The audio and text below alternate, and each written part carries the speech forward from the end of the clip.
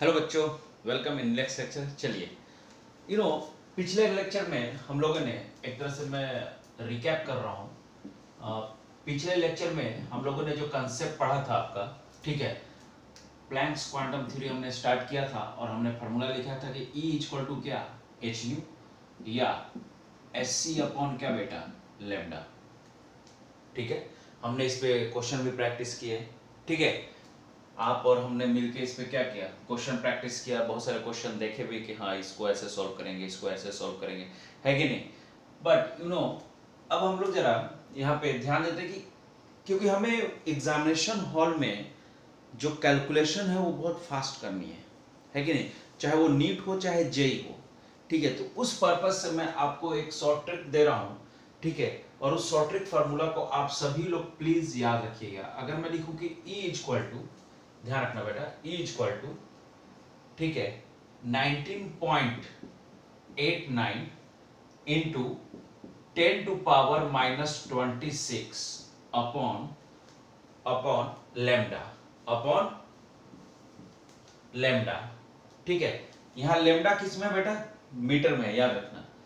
और ये joule metre में जब गिवन रहे एनर्जी, ठीक है, तब आप इस फॉर्मूला को यूज करेंगे, ये ध्यान रखना। ठीक है, अब बात करते हैं, अगर एनर्जी, मैंने आपको ये फॉर्मूला तो पहले ही बता दिया है कि अगर एनर्जी इलेक्ट्रॉन वोल्ट में दिया रहेगा तो इन दैट केस आप लोग ये फॉर्मूला यूज करेंगे, लैम्डा। ठीक है, लैम्डा किस में रहेगा, हमेशा एंगस्ट्रॉम में, याद रखना। ठीक है, अगर मुझे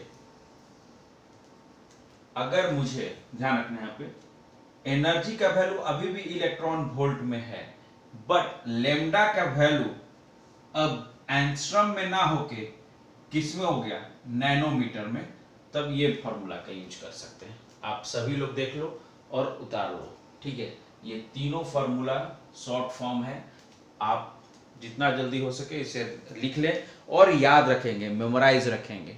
ठीक है, क्योंकि आगे चल के इसका बहुत ज्यादा यूज है। क्लियर है सभी को? ओके, चलो, तो हमने पिछले लेक्चर में जो पढ़ा था, आई होप कि आप सभी को क्लियर हुआ होगा। प्लैंक्स क्वांटम थ्योरी थोड़ा सा और उसको एलोबरेट करते हुए आज आगे बढ़ते हैं। ठीक है, चलिए देखो, ध्यान रखना, मैं एक हेडिंग डाल रहा हूं। ठीक है, पॉलीक्रोमैटिक रेडिएशन। ठीक है, पॉलीक्रोमैटिक रेडिएशन। ठीक है, नाम दिया है मैंने, ऐसे इसको हम लोग पहले देख चुके हैं, बट जरा ध्यान दो, यहाँ पे ध्यान दो। मान लो कि एक एनर्जी है जो कि इंसिडेंट हुआ है, ठीक है, यहाँ पे, ठीक है, और ये एनर्जी टोटल है। तो अब इससे बहुत सारे वेवलेंथ के रेडिएशन निकल रहे हैं। ठीक है, और ये सब क्या है, मान लो कि ये लैम्डा 1 है, ये लैम्डा 2 है, ये लैम्डा 3 है, ये लैम्डा 4 है। समझ में आ रही बात सभी को? और मान लो कि इसका एनर्जी क्या होगा, E1, इसका एनर्जी क्या होगा, E2, इसका एनर्जी क्या होगा, E3, इसका एनर्जी क्या होगा, E4। मतलब कुछ इस तरह से, ये E1 एनर्जी का वेवलेंथ, ठीक है, ये E2 का, ठीक है, ये E3 का। समझ में आ रही बात? ऐसे ही E4 का बन जाएगा। ठीक है, तो अब एक बात समझना है, यहाँ पे एक पॉइंट में लिख रहा हूं कि रेडिएशन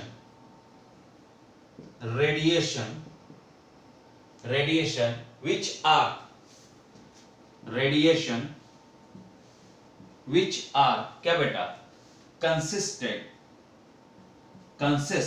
ऐसे लिखो, consist of क्या, many, radiation which are consist of many different wavelength, consist of many क्या, different क्या, wavelength मतलब लैम्डा का वैल्यू। ठीक है, तो इन दैट केस हम लोग क्या लिख सकते हैं कि E टोटल इक्वल टू क्या होगा, ध्यान रखना, क्वेश्चन बनाते समय ये बहुत यूज होने वाला है। E1 प्लस E2 प्लस क्या होगा, E3 plus E4 so on. अगर मैं यहीं पे अगर मैं यहीं पे फ्रीक्वेंसी के साथ रिलेशन लिखूं, ठीक है, फ्रीक्वेंसी टोटल, तो मैं क्या लिख सकता हूं, फ्रीक्वेंसी 1 प्लस फ्रीक्वेंसी 2 प्लस क्या हो सकता है, फ्रीक्वेंसी 3, फ्रीक्वेंसी 4, सो ऑन। लिख सकते हैं कि नहीं? क्लियर है सभी को? It's visible? Okay fine.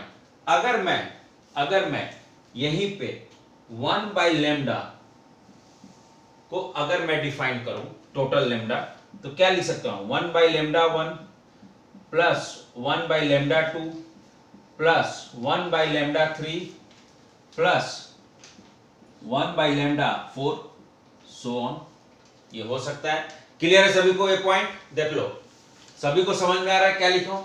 मैंने बोला कि ईटी एनर्जी टोटल इंसिडेंट किया, तो यहां से बहुत सारे टाइप के वेवलेंथ, अलग अलग टाइप के, सेम टाइप के नहीं, अलग अलग टाइप, क्योंकि ये पॉलीक्रोमेटिक रेडिएशन है, तो अलग अलग टाइप के लेमडा का वैल्यू निकलेगा यहां से, अलग अलग टाइप के एनर्जी ऑफ रेडिएशन भी निकलेंगे इससे। क्लियर है बात सभी को? तो इस टाइप का क्वेश्चन आया हुआ है, खास करके क्या नीट वगैरह में, तो ये बहुत ज्यादा इंपॉर्टेंट है नीट और जेईई मेन लेवल के लिए। ठीक है, ये कंसेप्ट बहुत ज्यादा इंपॉर्टेंट है, ध्यान रखेंगे सभी लोग। ठीक है, तो चलो आगे बढ़े। चलिए अब जरा आगे बढ़ते हैं और देखते हैं, अगर मैं मान लो कि मोनोक्रोमेटिक के लिए बात करूं यहीं पे, ठीक है, तो फिर कैसे सोचेंगे हम लोग? ठीक है, तो उसके बारे में भी देख लेते हैं। देखो अभी तो इजी लगता है, बट जैसे क्वेश्चन आएगा तो ये आपको टफ लगने लगेगा। ठीक है, तो थोड़ा ध्यान देना है। तो यहां पे मैं लिख रहा हूं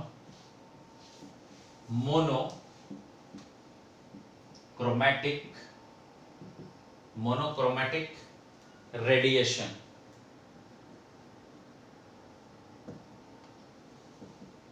ठीक है, इसका मतलब क्या हुआ, सिंगल वेवलेंथ के बारे में बात हो रही है, सिंगल वैल्यू ऑफ क्या, वेवलेंथ, सिंगल वैल्यू वेवलेंथ, जो भी आप बोले। ठीक है, अब देखो यहां पे ध्यान रखना, अब मैंने यहां पे एक एनर्जी जो कि क्या है, ई टोटल बोलो, ठीक है, या इसको एब्जॉर्ब एनर्जी बोलो या ई टोटल बोलो, बात बराबर है। ठीक है, अब यहां से क्योंकि ये सिंगल है, एक है कि नहीं, तो ये यहां पे इमिट, जैसे यहां पे एब्जॉर्ब हुआ, तो यहां से ये क्या होगा, इमिट भी होगा। अब यहां से कितनी भी लाइनें इमिट हो, यहां से कितनी भी लाइनें इमिट हो, सभी फोटोन का एनर्जी क्या होगा, इक्वल होगा। सभी फोटोन का एनर्जी यहां पे क्या होगा बेटा, इक्वल होना है, क्योंकि कोई भी डिफरेंट एनर्जी का रेडिएशन यहां से नहीं निकलने वाला है। सबका एनर्जी का वैल्यू क्या रहेगा बेटा, सेम ही रहेगा। वेवलेंथ भी क्या रहेगा बेटा, सेम ही रहेगा। समझ में आ रही? अगर मैं लिखूं कि ई टोटल यहां पे, तो ई टोटल क्या हो जाएगा, ई प्लस ई प्लस ई, समझ रहे हो, सो ऑन। क्लियर है बात? तो इसका मतलब है कि यहां पे जो ई टोटल है वो किसके बराबर हो जाएगा, एन ई, क्या बोलो, N E of photon. Clear है? तो यहां पे n क्या है, यहां पे n क्या है, मैंने पहले भी डायरेक्ट लिख दिया है, बट यहां पे समझो कि यहां पे n क्या है, नंबर ऑफ क्या, ध्यान देना बेटा, यहां पे n क्या है, नंबर ऑफ क्या है, फोटोन। तो नंबर ऑफ फोटोन किसको बोलते हैं हम लोग, नंबर ऑफ क्या बेटा, क्वांटा को। ध्यान दो, मैंने एक फॉर्मूला लिखा है इनिशियल में, बट इसका मतलब ये है, यहां पे मैं इसको एक्सप्लेन कर रहा हूं, इलेबोरेट कर रहा हूं। समझ में आ रही बात? इसका मतलब क्या हुआ, देखो क्लियर हो गया बात? ओके, अब देखो जरा, एक तो ये हो गया, अब एक और टाइप का क्वेश्चन यहां से बनता है। ठीक है, अगर नंबर ऑफ फोटोन निकालना है तो आप यहां से निकाल सकते हो इस फॉर्म से। ठीक है, अब देखो, अगर मान लो कि कुछ ऐसा हुआ, यहां पे ध्यान दो, अब ये सेकेंड टाइप है, थोड़ा ध्यान देना, वो फर्स्ट टाइप था। ठीक है, अब एक सेकेंड टाइप है। मान लो कि यहां पे ठीक है, ये बहुत सारे, यहां पे बहुत सारे, ठीक है, एन टाइप के बहुत सारे फोटोन एब्जॉर्ब हो रहे हैं यहाँ पे, ठीक है। Na टाइप के बहुत सारे फोटोन यहाँ पे क्या हो रहे हैं, ये क्या है, ऑब्जर्व क्या, फोटोन। क्लियर है बात यहाँ पे। अब देखो ध्यान दो, यहाँ पे बहुत सारे N टाइप के, जब ये एब्जॉर्ब हुआ है यहां से तो इमिट भी होगा, ठीक है ना। तो N इमिटेड, बहुत सारे रेडिएशन भी निकल रहे हैं, N टाइप के इमिट हो रहे हैं, ठीक है। अब मान लो कि मैंने क्वेश्चन में ऐसा कहीं भी पूछ दिया कि X% इमिटेड हो रहा है, क्योंकि 100% तो इमिट नहीं हो सकता है ना। मैंने मान लिया कि X% कुछ इमिट हुआ है, यहां से N आया, उस N में से X% इमिट हुआ, ठीक है। समझ में आ रही बात मैं क्या बोल रहा हूं, मैं बोल रहा हूं कि N फोटोन यहां पे इंसिडेंट किया और X% इमिट हुआ, क्योंकि 100% तो कभी इमिट हो ही नहीं सकता है कि नहीं। तो X% इमिट हुआ। तो हम इस क्वेश्चन को कैसे सॉल्व करेंगे, इस टाइप का क्वेश्चन बहुत बार आ चुका है, ठीक है। तो ये ध्यान रखेंगे, इसके लिए आपको डायरेक्ट मैं कंसेप्ट बता रहा हूं। क्या लिखेंगे, X, देखो ध्यान रखना ये फॉर्मूला है तुम्हारा, X अपॉन क्या लिखोगे 100, ध्यान रखना X अपॉन क्या लिखा 100 इनटू, ध्यान रखना इनटू Na इनटू क्या EA, जो एब्जॉर्ब एनर्जी वो भी तो है जो यहां पे एब्जॉर्ब हो रहा है, इक्वल टू क्या लिख दूंगा Ne emitted photon into energy emitted, ये भी तो होगा, बोलो। तो ये फॉर्मूला तुमको ध्यान रखना है जब क्वेश्चन किस टाइप का आएगा कि X% इमिट कर रहा है। क्लियर है बेटा, यहां तक समझ में आ रही है सभी को बात, यहां तक सभी को समझ में आ रहा है, बोलो, देख लो, उतार लो सभी लोग, जल्दी से उतारिए, ठीक है। इसके बाद हम लोग एक क्वेश्चन करेंगे, इस पे जल्दी करो। चलो एक क्वेश्चन के साथ थोड़ा सा यूज करते हैं फार्मूला को, ठीक है, क्योंकि बहुत जरूरी है, क्वेश्चन करना बहुत जरूरी है बेटा, याद रखना, कंसेप्ट आ जाए और उसको अप्लाई करना बहुत जरूरी है, ठीक है। तो क्वेश्चन में लेकर आया हूं, देखो पिछले क्लास में भी हम लोगों ने क्वेश्चन किया था, आज भी हम लोग क्वेश्चन के साथ साथ कंसेप्ट भी देखें, ठीक है। तो फोटो सेंसिटिव सरफेस है, ठीक है, क्वेश्चन में दिया है कि फोटो सेंसिटिव सरफेस इज क्या रिसीविंग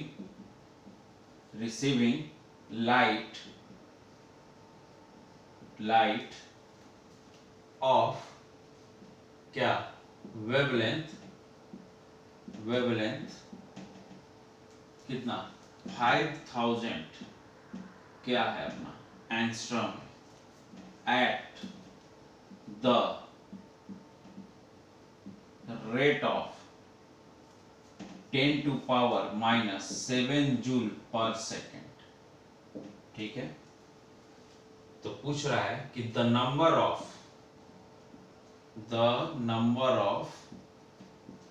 क्या photons received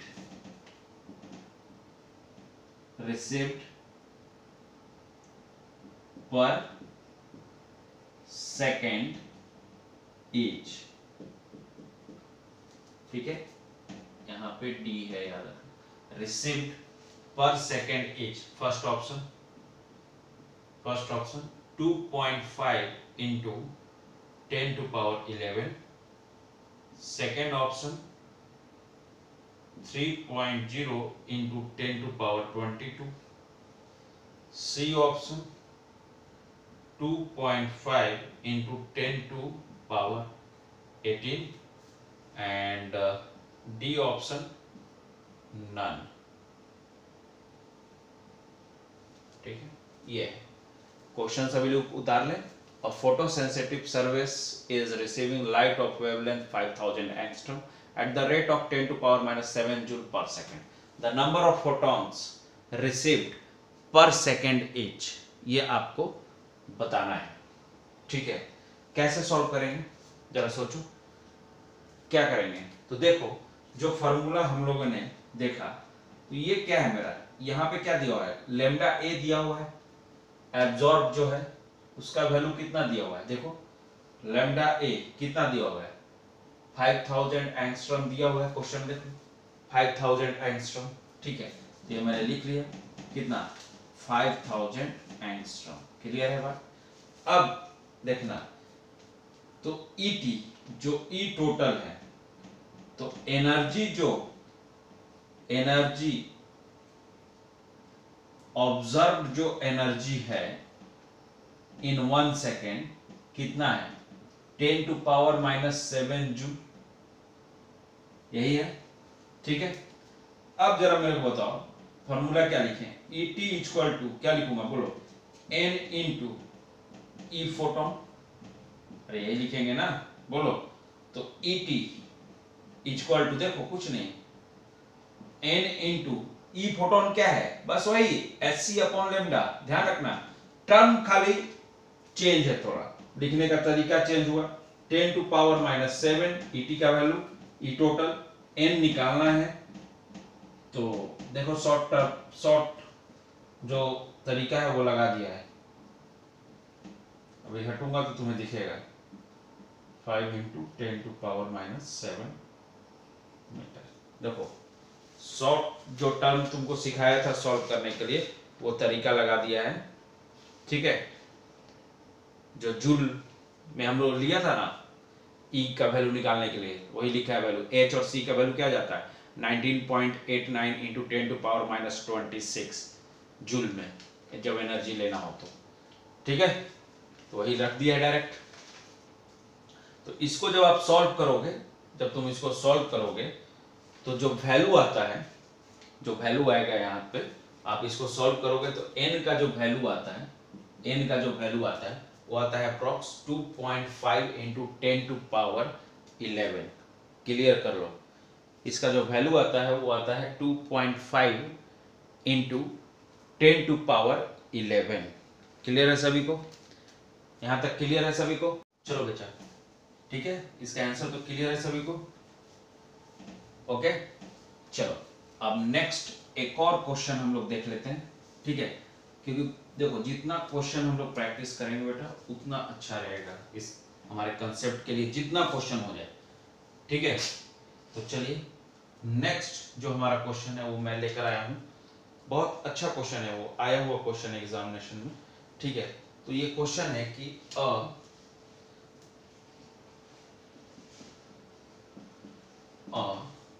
die absorb a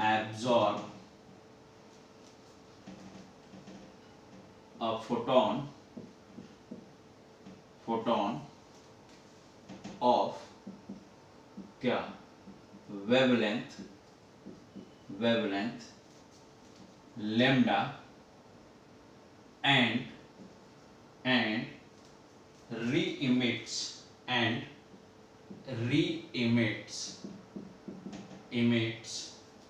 the क्या same energy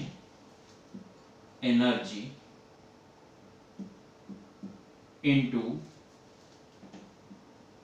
two photons